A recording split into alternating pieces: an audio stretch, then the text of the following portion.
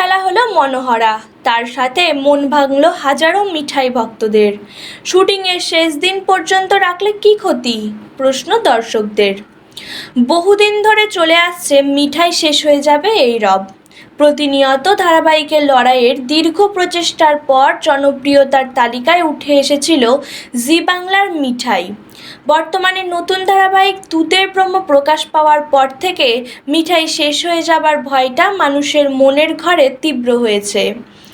আমরা জানি এই মুহূর্তে টিআরপি সব টিকে থাকতে হলে টিআরপি থাকতেই হবে, আর যদি না থাকে তাহলে অকালে সরে যেতে হবে রূপালী পর্দা থেকে।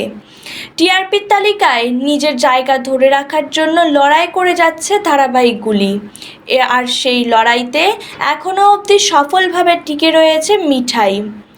কিছুদিন আগে সিড একটি ভিডিও পোস্ট করেন যেখানে দেখানো হয় ভারতলক্ষ্মী স্টেডিয়ামে মিঠাইয়ের সেট অর্থাৎ মনোহরাকে। সেই ক্যাপশনে লিখেছিল, এটাই হয়তো তার শেষবার সিঁড়ি দিয়ে নামা।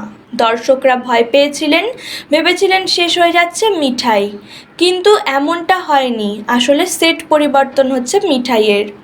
তারপর যা হলো তাতে ধারাবাহিক নির্মাতাদের ওপর রীতিমতো ক্ষেপে গেছেন ভক্তরা।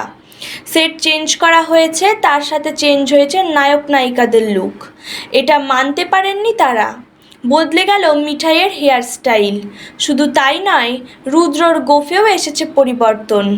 এতদিন ধরে দর্শকদের চোখে যে চেহারাগুলো ফিক্স হয়ে গিয়েছে সেগুলিকে শেষ বেলায় এসে এমনভাবে বিগড়ে দেওয়ার কোনো মানে খুঁজে পাচ্ছেন না ভক্তরা। তাদের মতে, যদি না সম্মান দিতে পারেন ধারাবাহিকটির তাহলে বন্ধ করে দেওয়া হোক। আজ ভেঙে ফেলা হলো মিঠাইয়ের সেট, ভেঙে গেল মনোহরা।